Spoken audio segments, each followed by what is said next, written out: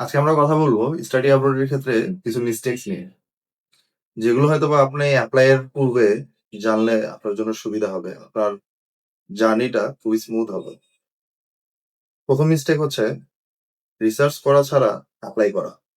আপনার জন্য কোন দেশটা ভালো হবে বা কোন কোর্সটা ভালো হবে এটা না জেনে কোন এজেন্টের কথায় বা আপনার বন্ধু এই দেশে গিয়েছে সেই কথায় আপনি এপ্লাই করলেন বা কোন এজেন্টের হাতে ফাইল দিয়ে দিলেন। এটা হচ্ছে সবচেয়ে বড় মিস্টেক।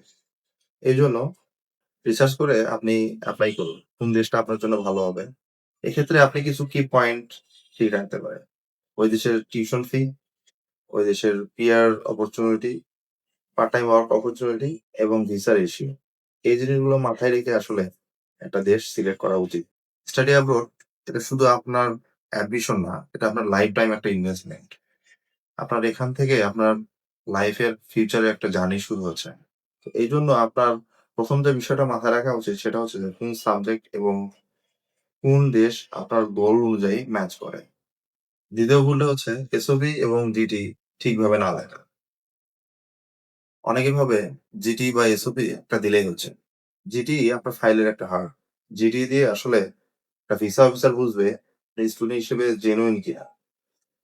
কপি এসওপি দিলে আপনার ভিসা অফিসার ধরে নিবে যে এই স্টুডেন্টটা জেনুইন। এজন্য সবচেয়ে গুরুত্বপূর্ণ বিষয় হচ্ছে এসওপি, জিটিটা খুব গুরুত্ব এবং দক্ষ হাত দিয়ে লেখা উচিত। এক্ষেত্রে আপনার ভিসা সাকসেস রেশিওটা বাড়বে। আর আপনি যদি কপি পেস্ট এসওপি ইউজ করেন, সেক্ষেত্রে আপনার ভিসা রিজেকশন হারটা অনেক বেড়ে যাবে। ৩য় ভুল হচ্ছে আর্থিক কাগজপাতি বা ব্যাংক স্টেটমেন্টটা ঠিকভাবে না দেওয়া। অনেকেই ভাবে যে জাস্ট ব্যাংকে একটা টাকা রেখে ব্যাংক স্টেটমেন্টটা দিয়ে দিলেই হয়ে যাচ্ছে। কিন্তু এখানে সবচেয়ে বড় বিষয় হচ্ছে ভিসা অফিসার দেখে আপনি আসলেই আপনার ব্যাংকে ফান্ডটা মেইনটেইন করেন কিনা। কন্টিনিউয়াসলি আপনার ফান্ড লেনদেন হয় কিনা বা জেনুইন কিনা। কোন কারণে যদি ভিসা অফিসারের মনে হয় যে আপনার ব্যাংক স্টেটমেন্টটা বা ফান্ডের যে ডকুমেন্টসটা এই ডকুমেন্টস গুলো ফেক, সেক্ষেত্রে আপনি 100% ভিসা রিজেকশন খাবেন। ৪র্থ এবং সবচেয়ে বিপজ্জনক ভুল হচ্ছে ভুল হাতে ফাইল দেওয়া।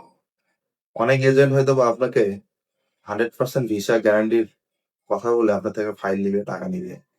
কিন্তু তারা ভুলভাল কাগজপত্র জমা দিয়ে আপনাকে রিজেকশন খাইয়ে নিবে। এক্ষেত্রে আপনি ভিসা রিজেকশন তো খেতে পারেনই, সাথে ভিসা ব্যান বা ব্ল্যাক লিস্টেড তো হতে পারেন। এটা আপনার ফিউচারের জন্য অনেক ক্ষতিকর।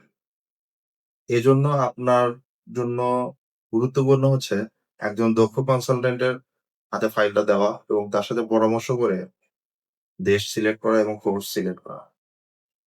এক্ষেত্রে আপনার জার্নিটা অনেক স্মুথ হবে। কারণ একজন দক্ষ কনসালটেন্ট শুধু আপনার ফাইলটাই জমা দেয় না। তারা আপনাকে কনসাল্ট করবে, গাইড করবে কিভাবে আপনার ডকুমেন্টস গুলো প্রপারলি আপনি সাজাতে পারবেন। কিভাবে দিলে আপনার ভিসা রেশিওটা ভালো হবে। আপনি যদি এই ভুলগুলো এড়িয়ে চলতে পারেন বা এই জিনিসগুলো মেইনটেইন করে আপনি যদি প্ল্যান করতে পারেন, সেক্ষেত্রে আমি মনে করি আপনার স্টাডি অ্যাব্রোড জার্নিটা অনেক স্মুথ হবে। স্টাডি অ্যাব্রোড কোনো শর্টকাট বিষয় না। এটা আপনার ফিউচারের একটা ফাউন্ডেশন।